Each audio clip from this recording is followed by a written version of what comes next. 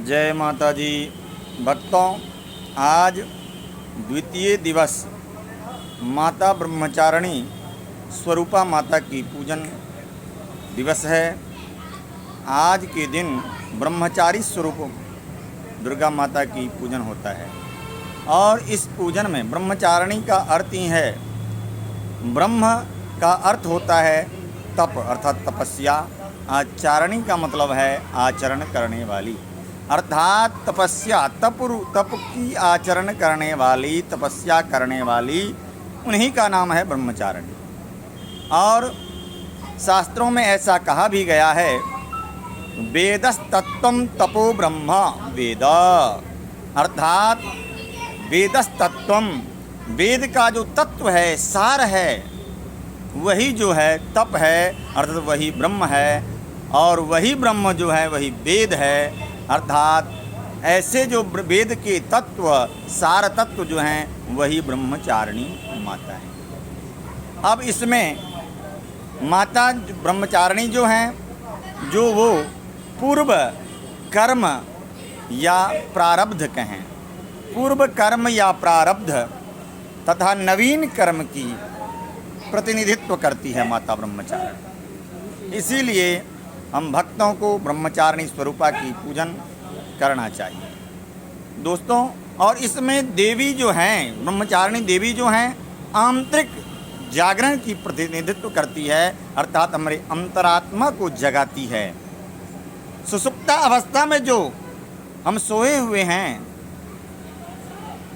तो उस सोए हुए अवस्था को जागृत करती है ये ब्रह्मचारिणी स्वरूपा माता।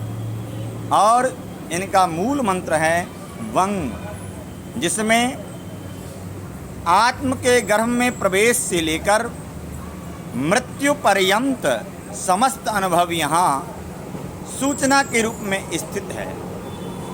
और ब्रह्मचारिणी माता यदि जागृत न हो, ब्रह्मचारिणी माता यदि सुषुप्तावस्था में हो, जागृत न हो, तो भक्तों तो उसमें लोभ, संदेह, प्रतिशोध, आलस्य और डर व्यक्तित्व के झरोखे में झांक कर मानव सृष्टि के आंतरिक विकास में मानव का बाधक बन जाता है।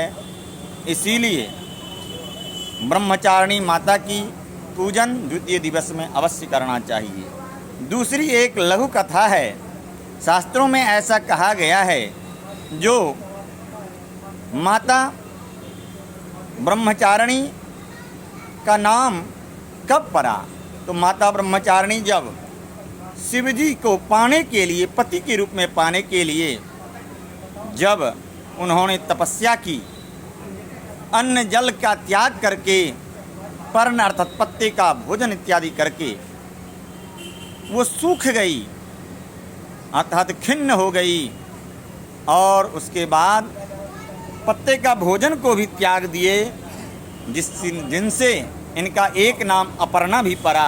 माता का नाम एक अपर्णा भी है, अर्थात नौ पर्णा इति अपर्णा, जिन्होंने पर्ण अर्थात पत्ते का भी भक्ष्य भोजन नहीं किया, उन्हीं का नाम है अपर्णा। इसीलिए उन्होंने अपने पति को प्रसन्न करने के लिए ये ब्रह्मचारी स्वरूप को धारण कर और घोर तपस्या की, जिससे भगवान शिव प्रसन्न हुए और माता पार्वती और शिव जी का मिलन हुआ। तो दोस्तों, यही वो दिन है जो नवरात्र के वर्ष में 4 नवरात्रा आता है, जो 2 गुप्त नवरात्रा होता है और 2 जो है वो हम लोग जो जानते हैं ये नवरात्रा है। जो गुप्त नवरात्रा है वो माघ और आषाढ़ में मनाया जाता है, लेकिन हम जिसको जानते हैं वो चैत्र नवरात्रा और आश्विन शारदीय दुर्गा पूजा जो अभी चल रहा है, ये नवरात्र है। इस नवरात्र के द्वितीय दिवस में इस माता ब्रह्मचारिणी की पूजन अर्चन की जानी चाहिए, जिससे भक्तों का सभी मनोकामना पूर्ण होता है और हमें शरीर में ऊर्जा प्रदान होता है, ब्रह्मचर्यत्व रूपी शक्ति प्रदान होती है।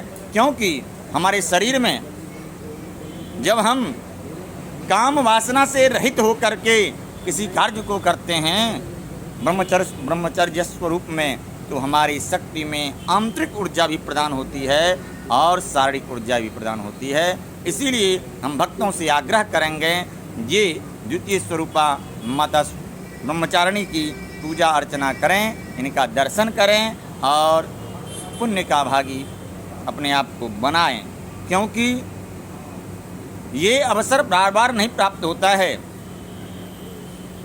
100